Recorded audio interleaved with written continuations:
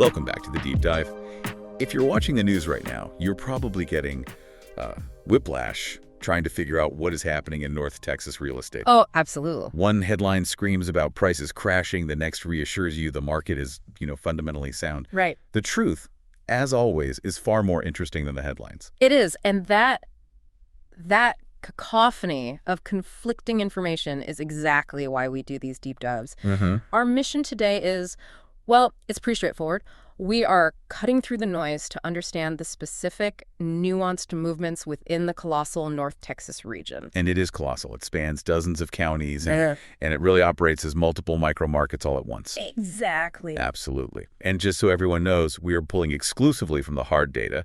This is all provided by the North Texas Real Estate Information Systems, that's NTIEI, in their latest reports. Right. So this isn't punditry.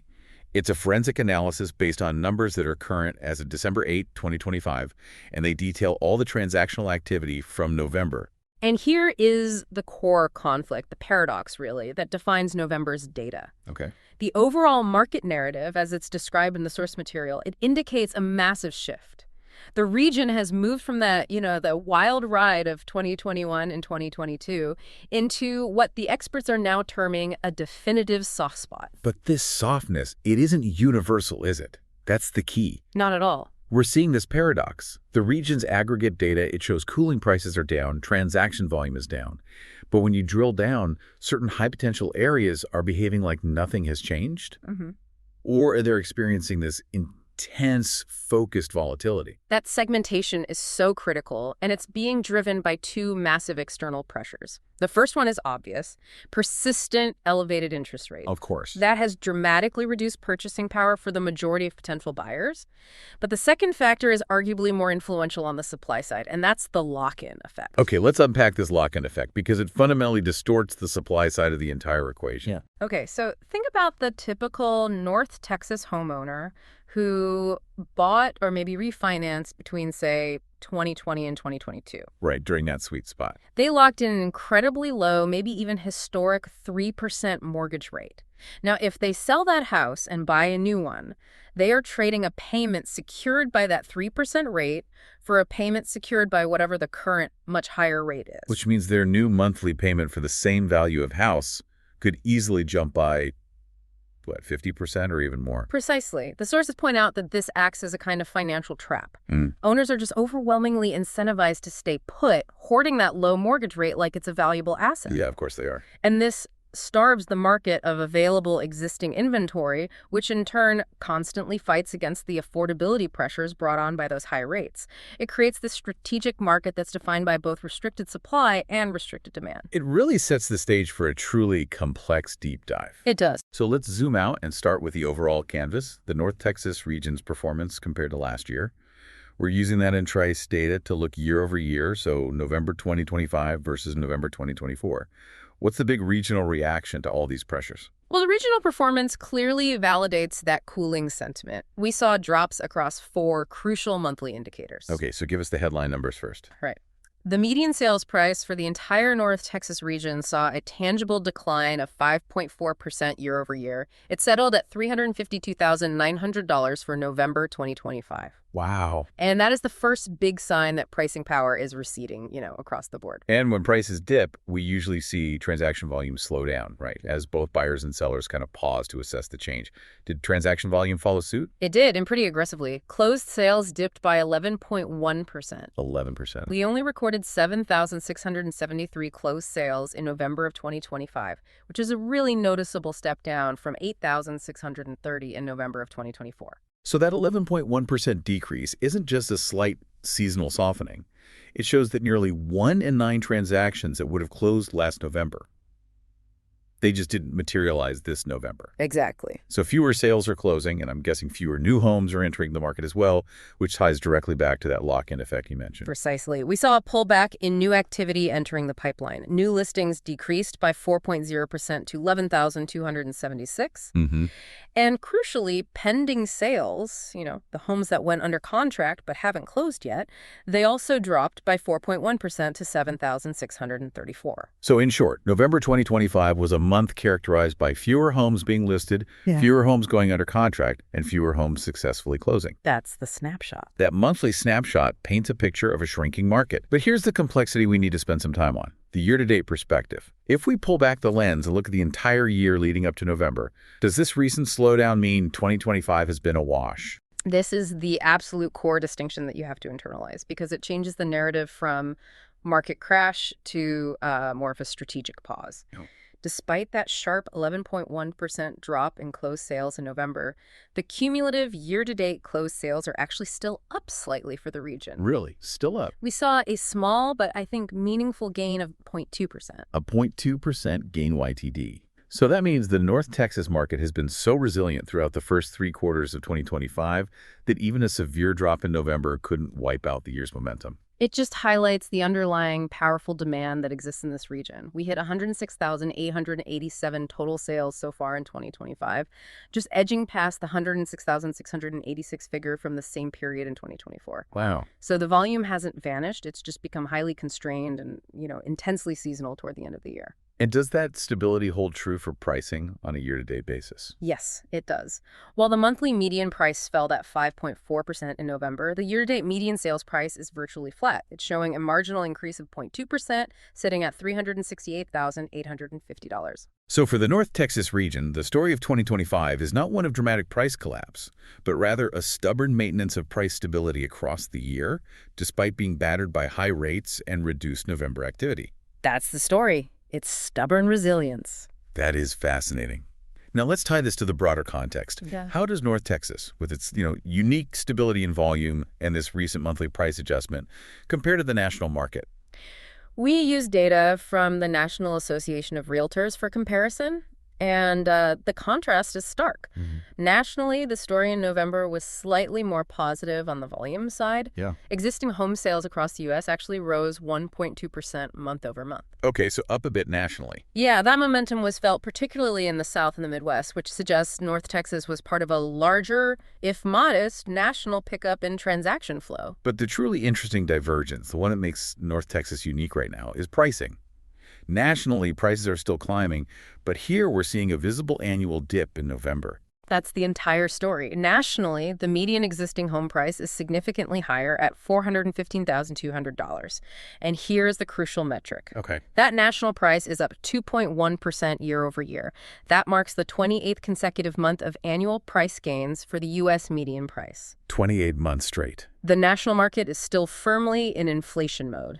So the U.S., on average, has seen prices go up every single month for over 2 years straight. Meanwhile, North Texas is actively adjusting its November median price downward by 5.4%, settling at that $352,900 number. Why is North Texas behaving so differently? It really boils down to supply and elasticity of demand. North Texas has historically had a much higher volume of new construction compared to, say, coastal or densely built-out markets. Right. This constant injection of new supply, particularly in the outer ring counties, acts as a kind of price ceiling. It prevents the runaway appreciation we're seeing in other parts of the country. So even with the lock-in effect suppressing existing home inventory, new inventory is entering the market aggressively enough to force an overall regional price adjustment. That's right. The regional affordability pressures, combined with the sheer volume of construction, are exerting a downward force on the median price here that simply doesn't exist in supply-starved markets elsewhere. It's a sign that the North Texas market is responsive to affordability constraints. Exactly. It adjusts prices before it completely locks out buyers. It self-regulates. It's what healthy markets do. Let's shift our focus entirely to the mechanics of the North Texas market. If transaction volume is slowing, and we've established that existing homeowners are locked in, what is happening to the supply of available homes, the inventory? Because the sources point toward a definite shift in power toward the buyer. That inventory growth is the single most important factor changing the psychological landscape for both sellers and buyers right now. Regionally, the inventory of available homes was up 3.5% in November. That means we now have nearly 47,000 units on the market, 46,879 to be precise. That is a substantial number. More listings means more choices, which inherently undermines the urgency that fueled the bidding wars of the past. And we quantify that choice using a metric called months supply of inventory, or MSI. Right. This metric tells us how long it would take to sell every single house currently listed if no new homes came onto the market, given the current sales rate. So what's the number? The regional month's supply of inventory is now up 2.1%, putting it at 4.8 months of supply. Okay, let's define the benchmark again for the listener. 6 months of supply is considered a perfectly balanced market, right? Where neither buyers nor sellers have a decisive edge. Correct. So at 4.8 months, North Texas is definitely approaching balance. We are close. But we are still technically residing in a relative seller's market, just barely. Just barely. We are no longer at that frantic 1.5 or 2 months of supply we saw at the height of the boom. The distance to true balance is rapidly closing. And that shift is manifesting most clearly in the second key dynamic, the slowing speed of transactions. Yes. The speed metric, the days on market, is, in my opinion, the most telling indicator of market stress or relaxation. How long, on average, are homes sitting before a seller accepts an offer? For the entire North Texas region in November, the days on market, or DOM, increased a significant 16.7% year over year.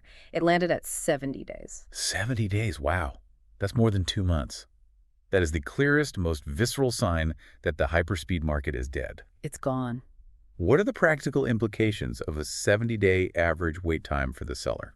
Well, the psychological shift is massive. When homes sold in 30 days or less, sellers had room for error.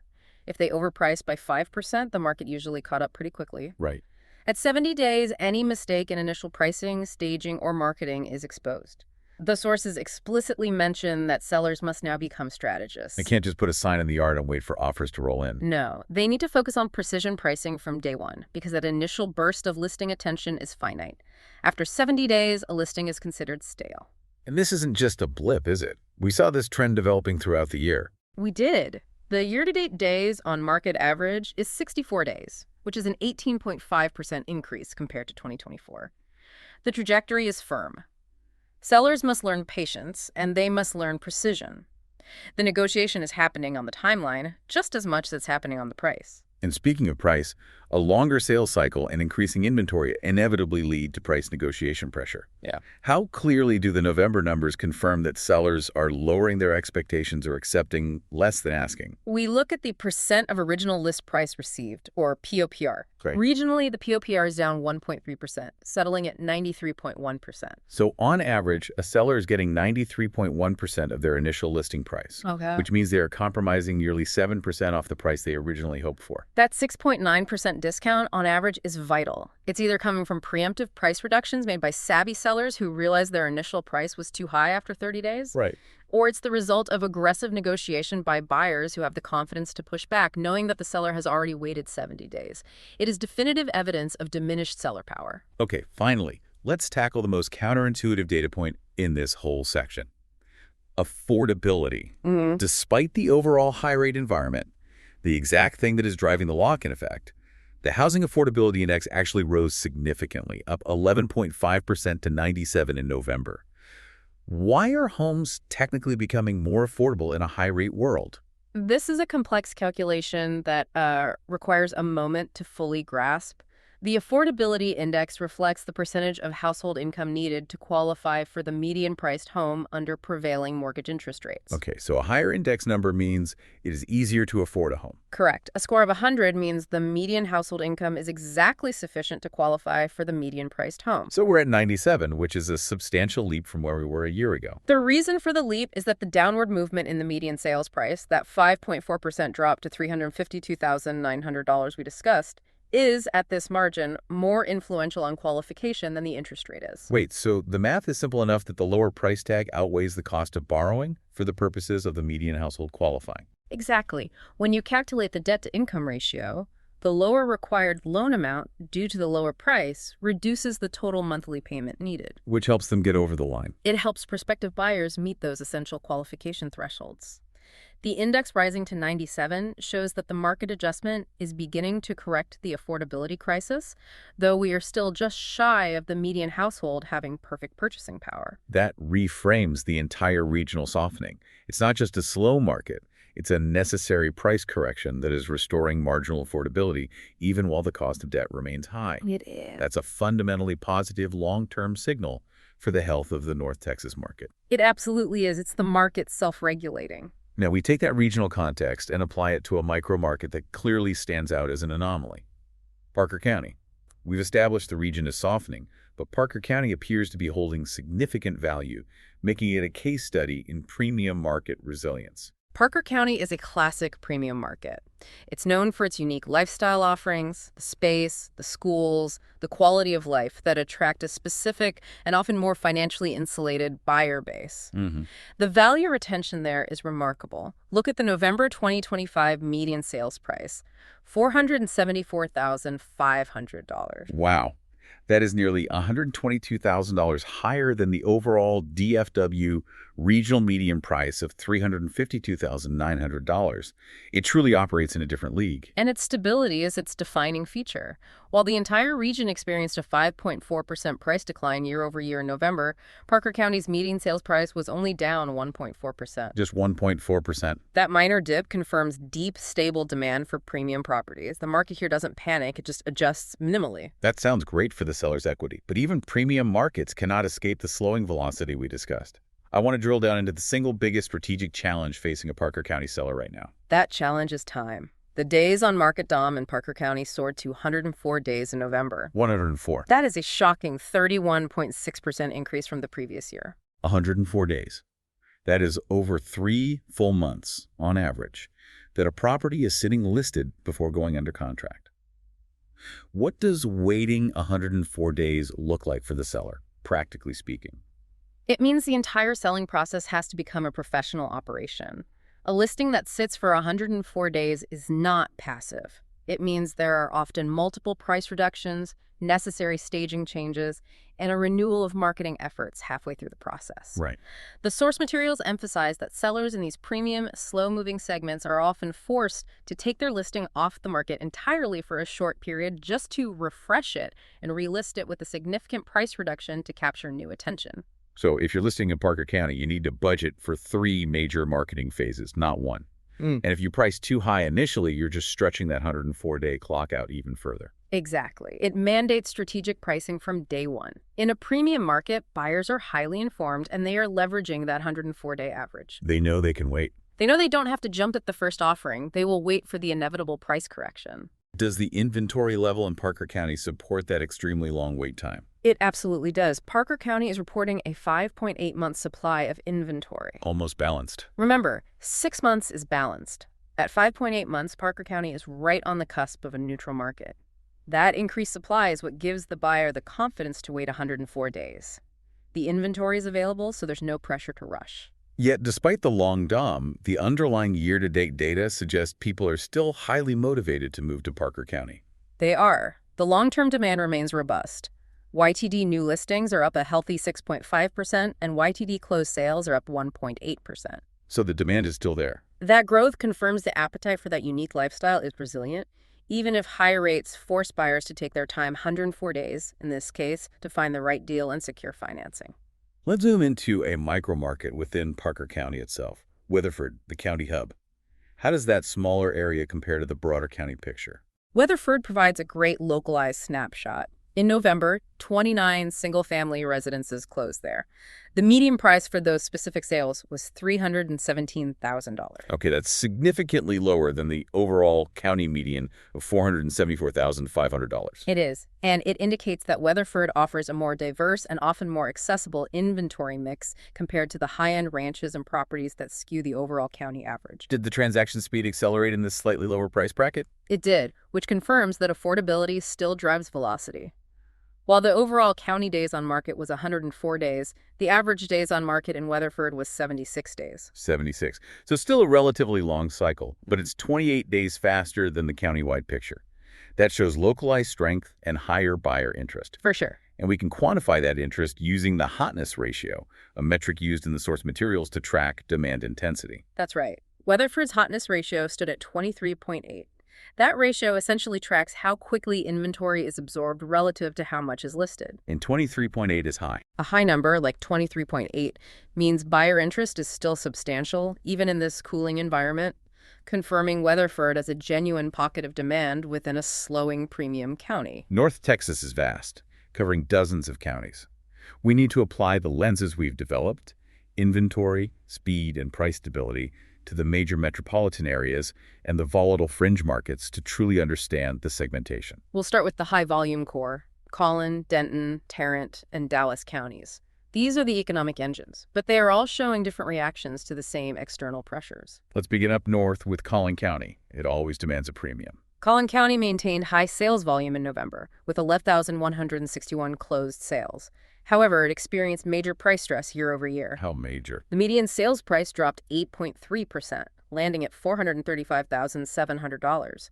That's a deeper price erosion than the regional average of 5.4%. Why the aggressive price correction in a high-demand area like Collin County? Two likely reasons: a high absolute price point and a high supply of new construction. Buyers at the $400,000 plus mark are extremely sensitive to rate hikes. When the rate goes up, the payment jump is magnified, forcing sellers to cut prices to meet buyer affordability. And the speed. Like Parker, it's seeing a major slowdown in speed days on market, jumped sharply by 26.9% to 66 days. But the key difference from Parker County is inventory, right? Exactly. Collin County's inventory remains relatively tighter at 4.1 months of supply, compared to Parker's 5.8 months. So what does that mean in practice? It means Collin County sellers are under major price pressure and things are taking longer to sell, but the buyer competition is still slightly higher due to that more limited supply. Moving west to Denton County, are the pressures similar? They are, and perhaps even more acute. Denton County saw the sharpest price pressure among the four largest metros. It was down 9.2% year over year, putting its November median price at $420,000. Wow, over 9%. And closed sales also declined significantly by 13.2%. Like Collin, its month supply of inventory is tight at 4.1 months. So the same story as Collin, basically. It seems so. Both of these northern metros are absorbing new homes fast enough to keep inventory tight, but the sheer volume of supply entering the market is pulling those high prices down aggressively to meet buyer capability. Now let's look at Tarrant County, which is a high-volume, historically more affordable alternative. Tarrant County actually registered the largest closed volume in our source for November, with 1,400 closed sales. Okay. Its price drop was moderate compared to its northern neighbors, down 4.5% to a median price of $335,000. This is closer to the regional average, but here is Tarrant County's core story: inventory. How does Tarrant County's supply look compared to the regional average of 4.8 months? The month supply of inventory in Tarrant County remains exceptionally tight at 3.6 months. 3.6. And crucially, that figure is virtually unchanged year over year, 0.0% change. This is substantially tighter than any of the other high-volume counties we've discussed. That 3.6 months MSI implies a far stronger seller's market lean in Tarrant County than anywhere else in the core metro area. Why is Tarrant County's supply so constrained? It suggests two possibilities. Either Tarrant County has a robust base of local buyers that are less affected by rate hikes, or more likely it has less developable land and less new construction actively coming online compared to Collin and Denton counties, where new subdivisions constantly replenish the supply. The buyers there still feeling the pressure. A 3.6-month supply means that even in this regional slowdown, Tarrant buyers are still experiencing significant competition. Finally, Dallas County, the historical core. Dallas County saw a relatively minor price drop of 1.8%, with a median price of $353,500, which essentially mirrors the overall regional median. Okay, so stable prices. But what about sales? Its closed sales dropped significantly, falling 17.9%. That is the steepest drop in completed transactions among the major metro counties. It is. It indicates that the high rates, combined with the lock-in effect, created an immediate and severe chill on transactional willingness in the core urban area. It led to a major volume contraction, even if the price held relatively steady. Inventory here is 4.5 months, slightly below the regional average. So the metro areas show a spectrum. Tarrant is the inventory champion for sellers. Collin and Denton are under major price duress, and Dallas saw a huge drop-off in sales volume. Right. Now let's pivot entirely to the peripheral markets, which provide a different kind of volatility story. Okay.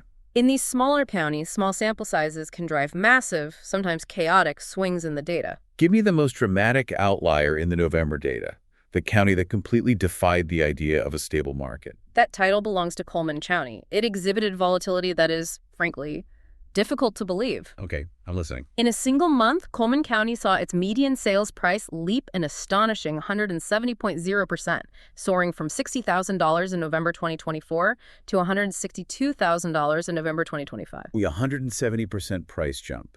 And what was the closed sales volume change? Closed sales were up 300.0%, increasing from just 3 sales to 12 sales. Okay, so that's the small sample size effect. Exactly. This kind of movement suggests that last year only low-value properties sold, and this year a few higher-value properties, perhaps small ranches or properties with land, skewed the average dramatically. So the price appreciation is likely not sustainable or indicative of deep market strength, but rather a reflection of low transactional volume, amplifying the value of a few large sales. Yeah. But what was the cost of that hyperappreciation? The cost was measured in time.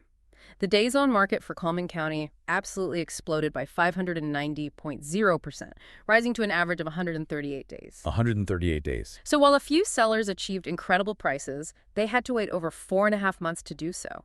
This is a classic example of a chaotic market, incredibly rewarding for a lucky few, but immensely slow and unpredictable overall. Let's look at markets showing more sustainable or structural growth signals, not just volatility driven by low samples. Lamar County saw high new listing activity, up 67.3% for the month, which supported its median price climbing 33.0% from $200,000 to $266,000. That suggests genuine supply meeting growing demand. Okay, that feels more real. Rains County is another strong signal. Closed sales were up 150.0%, and the median sales price jumped 33.0%, moving from $262,000 to $348,500. Those are significant increases in both volume and price, indicating these peripheral areas are absorbing demand and seeing true price increases, likely driven by affordability-seeking buyers moving out from the metro core. That would be my guess. But on the flip side, we have to examine where the cooling was most severe outside the metro areas. Freestone County stands out here. What happened there? It saw a major retraction in both volume and price simultaneously. Closed sales dropped 56.3%, and the median sales price declined 31.6%, plummeting from $211,250 to $144,500. A third of the value erased in a year and volume cut by more than half. That is the most painful adjustment in the entire data set. It is the extreme end of the localized supply and demand imbalance, where buyer confidence just completely collapsed, maybe due to a local employer issue or a sudden influx of distressed or less desirable inventory. It just highlights why hyper-localization is so essential in North Texas. It is. Freestone County is dealing with a totally different market reality than Lamar or Rains. Finally, let's look at the strongest counter-narrative to the regional cooling. The pockets of extreme tightness. Where does a buyer still face a truly frenzied seller's market, despite the regional softening? We are looking for counties with months' supply of inventory significantly below the regional average of 4.8 months, and the tightest market by far is Taylor County. How tight are the numbers there? Taylor County reported the lowest month supply of inventory in our entire source data at an incredible 2.0 months. 2 months. And that figure is down 55.6% year over year. 2 months of supply. That is a market locked in seller advantage territory. If you're a buyer in Taylor County, you are still experiencing the competitive, frenzied atmosphere of 2022. You are. While North Texas is relaxing toward 5 months of supply, Taylor County is moving further into a severe shortage. This is an absolute outlier and a fierce seller advantage. And what about Shackelford County? Did it show similar tightening? Yes, dramatically so. Shackelford County's inventory supply dropped 69.7% to 3.3 months. And what's driving that? This tightening of supply is being driven by massively increasing demand, as its year-to-date closed sales are up 110.0%. Demand is simply consuming the extremely limited available stock much faster than it is being replenished. So if you're looking across the North Texas map, the rule is the macro market may be slowing down to 70 days on market, but if you step into Taylor or Shackelford County, you need to be prepared for rapid multiple offer scenarios because those specific markets are highly pressurized. That's the definition of a segmented market. Two entirely different realities separated by a county line. Okay, let's synthesize the findings from this intense November data deep dive. The initial thesis that the North Texas market is not uniformly soft is absolutely confirmed by the numbers. It's a market defined by segmentation. While core metrics show cooling, the regional median price is down 5.4%, and the days on market stretched out to that critical 70-day average, we see violent divergence elsewhere. Right. We have the premium markets like Parker County retaining high value but forcing sellers to endure 104-day waits. Yeah. Then you have the volatile fringes like Coleman County experiencing chaotic, unsustainable price swings. And finally, the pockets of intense seller advantage, such as Taylor County, locked down at a fierce 2.0 months of supply. The implication for the listener is clear. The age of easy profit and automatic bidding wars is over. The fact that the average sale requires 70 days regionally and 104 days in premium areas dictates the new strategy. Absolutely. Success now relies entirely on precision. Accurate initial pricing is paramount. Sellers have to embrace the role of strategist, ensuring their presentation and marketing are professional enough to endure a multi-month sales cycle. It's a different ballgame. The data confirms that in this nuanced environment, the knowledgeable local expert who understands why Tarrant County is 3.6 months supply and Parker County is 5.8 months supply is more vital than ever. We see that focused intensity even on the city level when we look at those city-level hotness ratios. Weatherford, as we noted, leads the pack at 23.8, with Crowley and Trophy Club also showing significant concentrated demand. And that stands in stark contrast to areas where the cooling is palpable, such as Oak Point, which clocks in at a hotness ratio of just 9.6. Right. These city ratios reveal that local desirability and hyper-specific conditions are powerful enough to override the macro cooling trends driven by interest rates. So we've tracked volatility and segmentation this month. We've seen supply swings in low-volume counties go from hyper-tight to dramatically surplus. This raises an important question, particularly for you, the listener, if you're considering long-term investments in these fringe areas. Yes. If you look at the extremes, Taylor County at 2.0 months supply versus Montague County, which is struggling with a 12.6 months supply, you realize how fragile these markets are. Given the vastness of North Texas, how might a single massive external factor, like the sudden announcement of a major corporate campus relocating outside one of these smaller counties, or a new city planning a large-scale housing development targeting affordable price points, instantly flip that local market? But it could change everything overnight. In a low-volume county, the introduction of a relatively small number of new jobs or new homes could change a 2-month supply into a 6-month supply overnight or vice versa, dramatically altering the local trajectory. That potential for sudden, rapid supply shocks is the unknown variable that makes North Texas the most fascinating and challenging market to watch.